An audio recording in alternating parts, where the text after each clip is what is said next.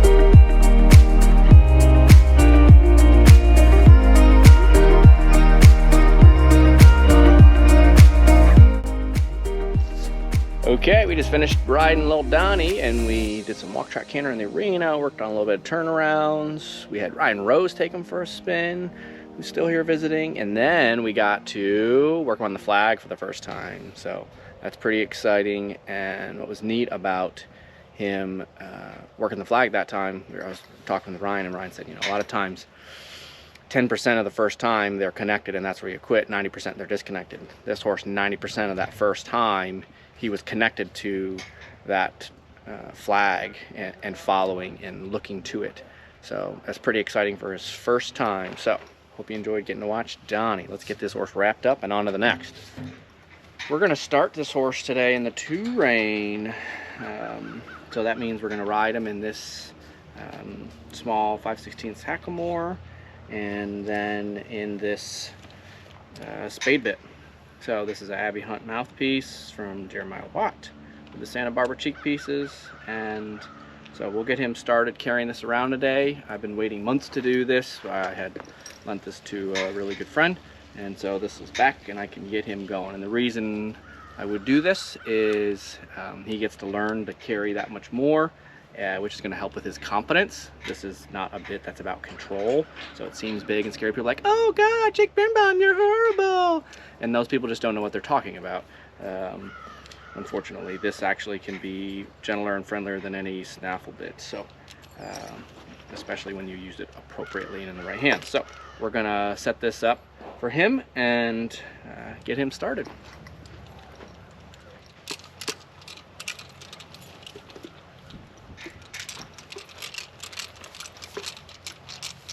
So I slide this in the corner of his mouth, give him a chance to kind of mouth and tongue that cricket. There he starts kind of getting quiet, and then I'll keep a hold of it. My hand here kind of helps with my elbow to just slightly let his head lower and then slide that out. So I'm just doing a little approach and retreat to give him the chance to get confident with this. Again, I'm not trying to rush this, hurry to this, to impress anybody. This is just my nice horse that's going to turn into somebody else's nice horse. And the more he's been exposed, the more he'll be prepared to know what to do in lots of situations. Okay. I always put my bridles on and take them off on the last hole. Oh, look, somebody did it wrong. Okay.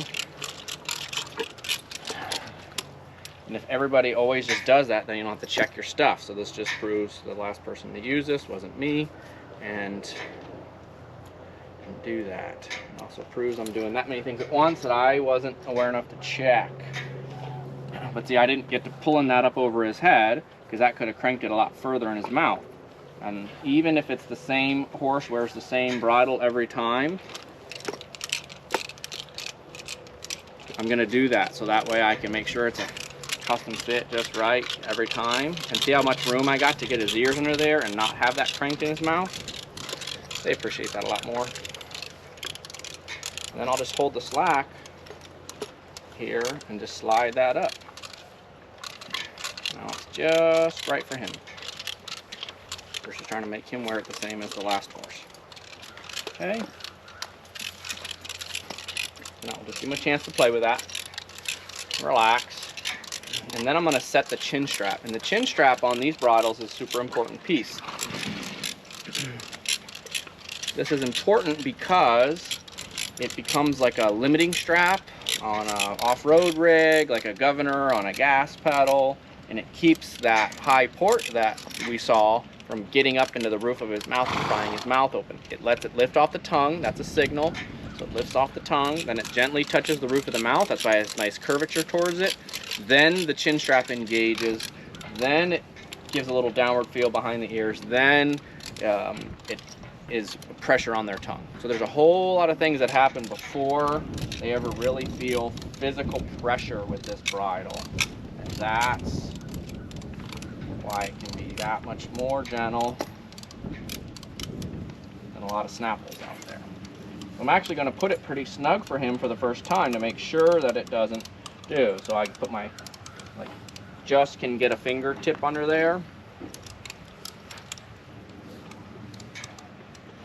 And that's just to make sure that it doesn't over-rotate and mess around. So we'll go walk around, let him play with this in motion, and then you can just ride him with the hackamore and not really have to touch that bit at all for this ride, and he can just start getting used to wearing it.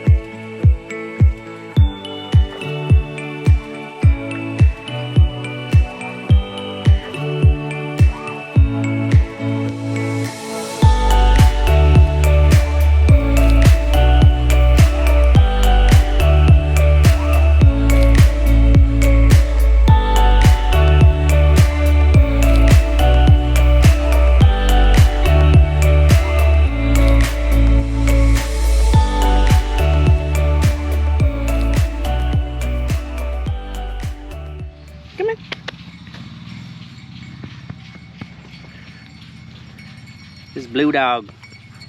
Oh geez, here comes a goat. Here comes a jingle bell goat. The sprinkler going in the background. Put on this blue dog. Just kind of wrapping up the day here. Some days we start with watering, some days we finish with watering. Getting all the tack put away. Got the feed cart going. Wait till I show you guys this crazy old feed cart. Totally forgot the camera today. We went and saw Dan James is down the road over at Tick Maynard. We'll have to get that picture to share with you. Ryan Rose and I went over and saw Dan to catch up a little bit. He's teaching a clinic over there. Always something going on. We had a busy day today, but we got the horses going. We got some welding fixing on the tractor. The hood was all janky and tied shut with a piece of baling twine, so I got some welding done and fixing, found some nuts to put on there that had just rattled loose or broken. Never ends. So hope you guys are enjoying this Pear Tree Ranchin, following us along on all our adventures. And as the sun goes down, we're still out here finishing up for the day. So make sure you like, subscribe, keep following along on our adventures, and we will see you guys next time. I'm Jake, and we've been Pear Tree Ranchin'.